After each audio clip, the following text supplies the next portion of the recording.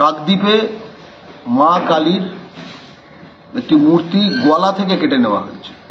মা দুর্গার দিকে, মা কালীর দিকে আল্লাহ, জিজাস, গড, বুদ্ধ যা আছে সেটার দিকে কোনো রকম তেঁদরামো যদি বাংলার মাটিতে হয়, তাহলে পুলিশের আগে বাংলা পক্ষর বাহিনী গিয়ে যেন সেই বাংলা ও বাঙালির শত্রুদের ঠ্যাং ভেঙে দেয়, ধর্ম বর্ণ পার্টি না দেখে। ওই মানুষের মৃত্যু নিয়ে চিন্তিত নয়, কে মারছে এই বিষয়টা নিয়ে অনেক বেশি চিন্তিত। এটা নিয়ে আর কোন ব্যবসা করা যায়? মা কালীর মূর্তিটি যে ভাঙা হলো, সেখানে যখন হিন্দু, যে মানে অন্তত জন্মগতভাবে, আমার তাকে হিন্দু বলতে লজ্জা লাগছে, সে যখন হিন্দু বাঙালির ঘরে জন্মে, যেটা লজ্জার, তার যখন নামটা চলে এলো, তখন কিন্তু কিছুতেই আর রাগ কাটছে না, চুপচাপ একদম। নারায়ণ হালদার, ওই কাকদ্বীপেরই নারায়ণ হালদার, এক নরাধম, নারায়ণ হালদার নামক নরাধম মা কালীর এই মূর্তিটি, মুন্ডুটি ভেঙে দিয়েছে। জয় বাংলা। আমি বাংলা পক্ষর সাধারণ সম্পাদক গর্গ চট্টোপাধ্যায়। মোটামুটি কালী পুজোর পরদিন থেকে গতকাল যে খবরটি সম্বন্ধে প্রতিটি বাংলা পক্ষর সদস্য তথা প্রতিটি সাধারণ বাঙালি বিচলিত ছিল, যে কাকদ্বীপে মা কালীর একটি মূর্তি গলা থেকে কেটে নেওয়া হয়েছে, গলা থেকে, ঠিক আছে।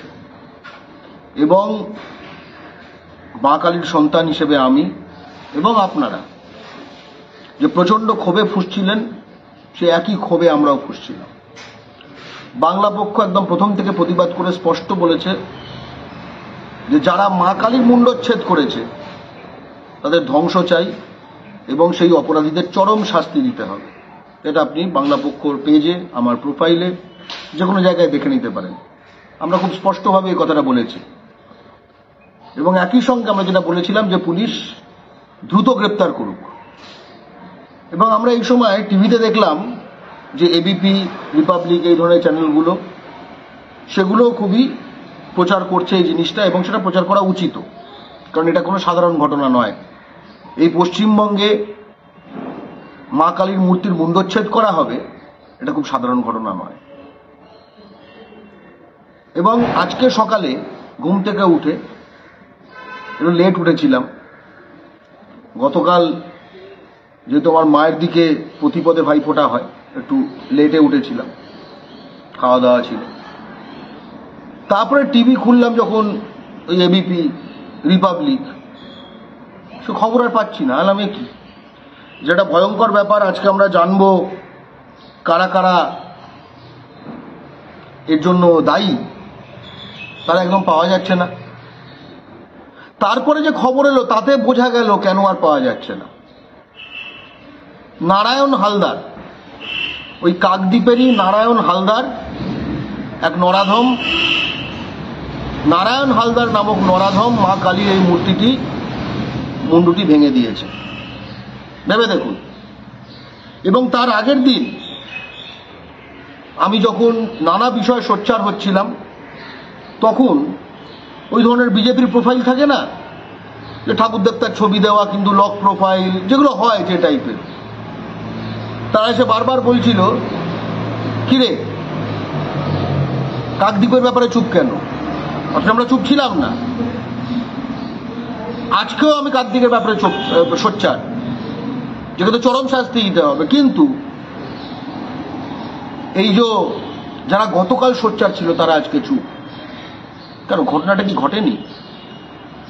নাকি ঘটনা নিয়ে তাদের কোনো আগ্রহ ছিল না? নাকি ঘটনা নিয়ে তাদের আগ্রহ ছিল না, আগ্রহ ছিল অন্য কিছু নিয়ে, তাই তো? আমি সাম্প্রতিককালে কয়েকটা ঘটনা আপনাদের দেখাতে চাই, এবং এই ঘটনাগুলো প্রতিটি বাঙালির জানা জরুরি। যেরকম নদিয়ার চাপড়ায় সরস্বতী পুজোর সরস্বতী ঠাকুরের মূর্তি ভাঙা হয়েছিল, এবং প্রসেনজিৎ নামক এক বিজেপি নেতা, সে গ্রেপ্তার হয়েছিল প্রমাণসহ। তারপরে দেখবেন মুর্শিদাবাদের কাশিমবাজারে তাপস নামে বিজেপির আরেকজন কর্মী, সে মা কালীর মূর্তিটা এবছরের ঘটনা নয়, মুর্শিদাবাদেরটা সে ভেঙে দিয়েছিল, দেখতে পাবেন সবকটা নিউজ আইটেম। তার মানে এই ঘটনা আপনি শুধু কল্পনা করুন যে এটা ধরা যদি না পড়তো, যদি কাশিমবাজারের তাপস না ধরা পড়তো বিজেপি কর্মী যে মা কালীর মূর্তি ভেঙে দিয়েছে, যদি নদিয়ার চাপড়ায় যদি বিজেপি নেতা প্রসেনজিৎ ধরা না পড়তো, এবং যদি আমাদের এই কাকদ্বীপে যদি নারায়ণ হালদার ধরা না পড়তো, তাহলে কিন্তু এবিপি আনন্দ বা রিপাবলিক বা বিজেপির এই যে কি হলো পশ্চিমবঙ্গে হিন্দুরা কিভাবে থাকবে, এটা তো বাংলাদেশে পরিণত হচ্ছে ইত্যাদি, এই আস্ফালন কিন্তু কমতো না। কিন্তু মা কালীর বাংলায় মা কালীর মূর্তি তো ভাঙা হয়েছে কাকদ্বীপে, মা কালীর বাংলায় দক্ষিণ চব্বিশ পরগনার কাকদ্বীপে মূর্তিটা তো সত্যি মুন্ডচ্ছেদ করা হয়েছে। মা কালীর এই বাংলায় মুর্শিদাবাদে সত্যিই তো মা কালীর মূর্তিটি ভাঙা হয়েছে। মা সরস্বতীর এই বাংলায়, শিক্ষার এই বাংলায়, সংস্কৃতির এই বাংলায় সত্যিই তো মা সরস্বতীর মূর্তিটি ভাঙা হয়েছে। আমার তো এখনো প্রশ্ন, এখানে যদি এই বিজেপি দলটি পশ্চিমবঙ্গে থাকে তাহলে এখানে হিন্দু বাঙালিরা থাকবে কি করে? আসলে তো মানেটা এটা দাঁড়িয়ে যায়। আপনাকে একটা কথা বলি, গতকাল রাত্রে যখন আমরা বিবৃতি দিয়েছিলাম এবং আমরা সুন্দরবন যে পুলিশ ডিস্ট্রিক্ট সেখানকার এসপিকে আমরা চিঠি দিই যে দ্রুততমভাবে এই অপরাধীদের শনাক্ত করে তাদের বিরুদ্ধে চরম শাস্তি চাই, তখন আমাদের মাথায় কিন্তু আমরা জানতাম না কে বা কারা। প্রথম কথা আমরা জানতাম না একজন না একাধিকজন, আমরা জানতাম না সে হিন্দু না মুসলমান, বাঙালি না বিহারি না মারোয়ারি, আমরা কিচ্ছু জানতাম না। আমরা এটুকু জানতাম যে মা কালীর মূর্তি মুন্ডচ্ছেদ করা হয়েছে, কথাটা বলতেও বারবার মানে একরকম লাগে, এবং সেটা যেই করে থাকুক এটা একটা চরম পাপ, যেই করে থাকুক। কারণ আমাদের কাছে ঘটনাটা সবচেয়ে বেশি গুরুত্বপূর্ণ। বুকে লেগেছে মা কালীর মূর্তি, তার মাথা ভেঙে দেওয়া হয়েছে, কেটে নেওয়া হয়েছে বলে। কিন্তু ভেবে দেখুন তো, এই নারায়ণ হালদার অর্থাৎ নামে হিন্দু, এরকম হবার পরে আমার বুকের আগুন তো একটুও কমেনি। কিন্তু সেই ব্যক্তি কারা যারা নারায়ণ হালদার স্বীকারোক্তি করার পরে যে সেই এই ভয়ঙ্কর অপরাধটি করেছে, তাদের মনোভাবটা কিরকম হলো বলতো? মিস হয়ে গেল, ঠিক হলো না, ঠিক জমলো না। তাহলে মা কালীর মূর্তি এবং সেখানে যে তার মুন্ডচ্ছেদন করা হয়েছিল, এটা নিয়ে কি তাদের আদৌ কিছু এসে যাচ্ছিল? হ্যাঁ, আদৌ কিছু এসে যাচ্ছিল না। এটা তাদের কাছে উপলক্ষ মাত্র, এটা তাদের কাছে উপলক্ষ মাত্র। তাদের কাছে মূল লক্ষ্য হচ্ছে যেটার মাধ্যমে অন্য কোনো পলিটিক্স করা, অন্য কোনো পলিটিক্স করা। ঠিক আছে, আমি আপনাকে একটা একই রকম মুসলমান সাইডের উদাহরণ দিচ্ছি। এটাও কারণ প্রতিটি ধর্মের যারা সাম্প্রদায়িক কীট তাদের মধ্যে এই মানসিকতাটা রয়েছে। সাম্প্রতিককালে নিশ্চয়ই দেখেছেন ফিলিস্তিনের গাজায় যে গণহত্যা ঘটেছে, প্রচুর মানুষ মারা গেছে, এরিয়াল বম্বিং করা হয়েছে, যা তা অবস্থা, মানুষ প্রায় না খেতে পেয়ে নানা জায়গায় সেখানে লোকে মারা গেছে। এবং আপনি দেখবেন যে বিশাল সংখ্যক মুসলমান, অন্য ধর্মের লোক আছে কিন্তু বিশাল সংখ্যক মুসলমান, এবং তার মধ্যে সাম্প্রদায়িক মুসলমানরাও আছে, তারা গাজা গাজা বলে মাতম করছে। ওকে, বোঝা গেল? তার মানে মানুষগুলো প্রতি তারা সহমর্মী এরকম একটা ভাব দেখাচ্ছে। গত কয়েক বছর ধরে ইয়েমেনে, সৌদি আরব, হাজার হাজার ইয়েমেনি, তারা ধর্মে মুসলমান, তাদেরকে এরিয়াল বম্বিং করছে, একদম ক্ষেপণাস্ত্র এরিয়াল বম্বিং সব করছে, মারছে। তখন কিন্তু এই সাম্প্রদায়িক মুসলমান যারা, তাদের কিন্তু রাগ কাটবে না। কারণ মুসলমান মরছে ঠিকই, কিন্তু যে মারছে সে তো ঠিক যাকে নিয়ে একটুখানি রগড়ানো যায় সেরকম না। বোঝা গেল আমি কেন মা কালীর মূর্তি ভাঙা প্রসঙ্গে এই প্রসঙ্গটা টানলাম? তার মানে তারা ওই মানুষের মৃত্যু নিয়ে চিন্তিত নয়, কে মারছে এই বিষয়টা নিয়ে অনেক বেশি চিন্তিত। এটা নিয়ে আর কোন ব্যবসা করা যায়। একই রকম ভাবে এই যে মা কালীর মূর্তিটি যে ভাঙা হলো, সেখানে যখন হিন্দু, যে মানে অন্তত জন্মগতভাবে, আমার তাকে হিন্দু বলতে লজ্জা লাগছে, সে যখন হিন্দু বাঙালির ঘরে জন্মে, যেটা লজ্জার, তার যখন নামটা চলে এলো, তখন কিন্তু কিছুতেই আর রাগ কাটছে না, চুপচাপ একদম মনে। আমার গতকাল যখন আমরা প্রতিবাদ করলাম, একজন লিখছে কুমিরের অশ্রু, ভাবুন,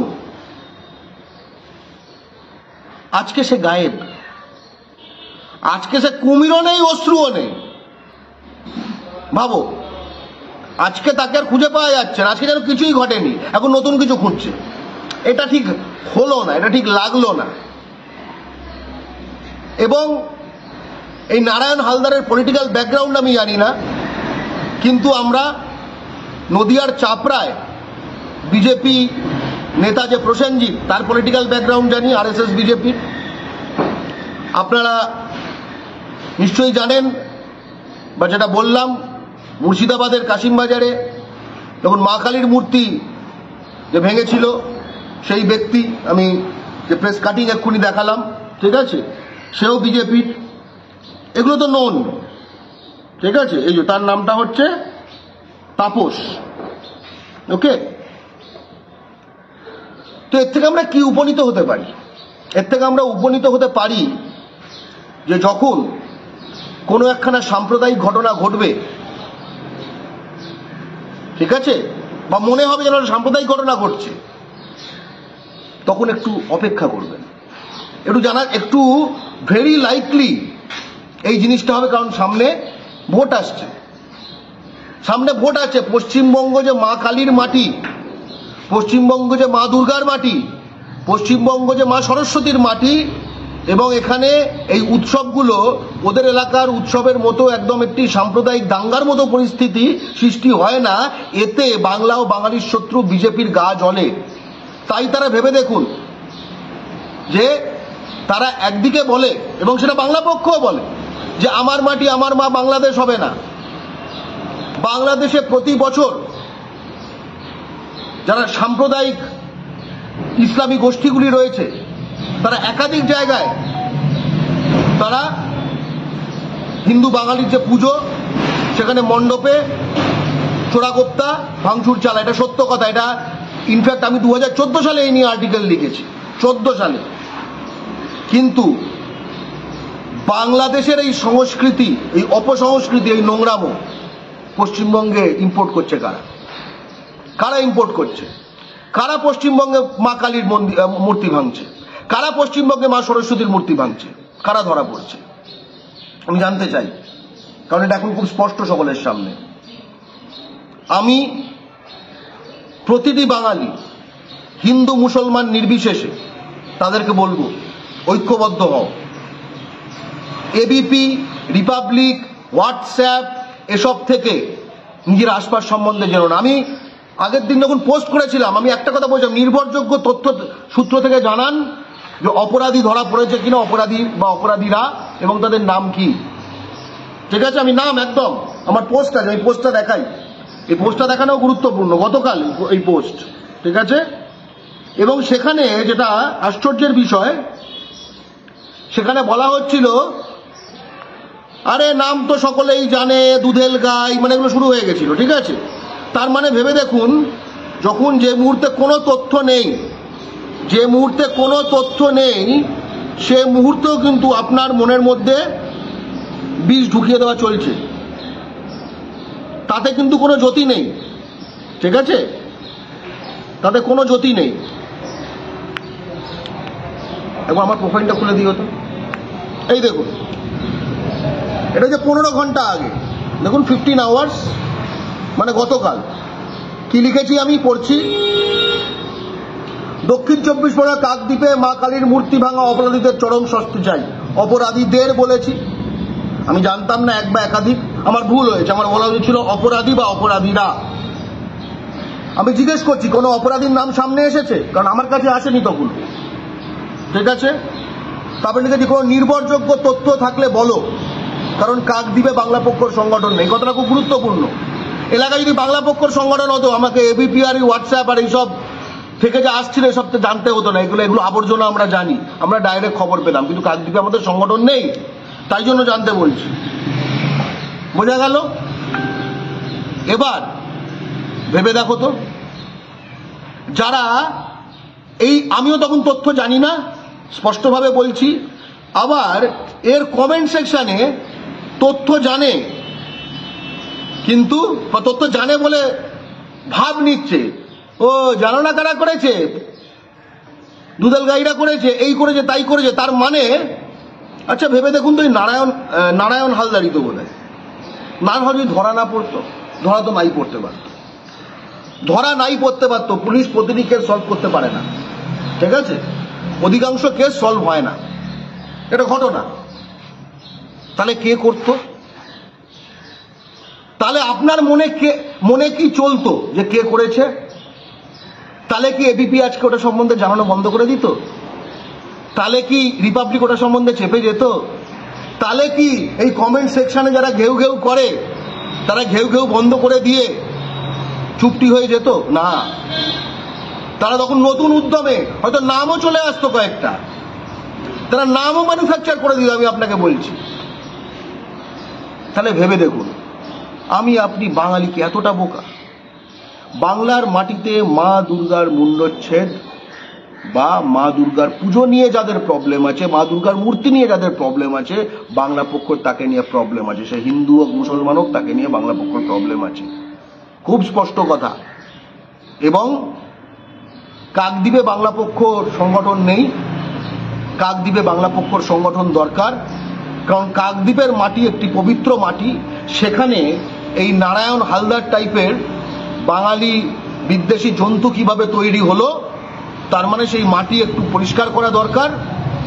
ঠিক আছে, বাংলা পক্ষ কাকদ্বীপ সহ বাংলার প্রতিটি কোনায় প্রতিটি বর্গ ফুটে এমন সংগঠন গড়তে চায়, হিন্দু মুসলমান নির্বিশেষে বাঙালি যুবকদের নিয়ে, যাতে কিনা মা দুর্গার দিকে, মা কালীর দিকে, মা সরস্বতীর দিকে, অথবা যে কোনো ধর্মের কোনো দৈব দেবতা, উপাস্য ঈশ্বর, আল্লাহ, জিজাস, গড, বুদ্ধ যা আছে সেটার দিকে কোনো রকম তেঁদরামো যদি বাংলার মাটিতে হয়, তাহলে পুলিশের আগে বাংলা পক্ষর বাহিনী গিয়ে যেন সেই বাংলা ও বাঙালির শত্রুদের ঠ্যাং ভেঙে দেয়, ধর্ম বর্ণ পার্টি না দেখে। বাংলা পক্ষ বাংলার মাটিতে সেই বাহিনী বানাতে চায়। জয় বাংলা।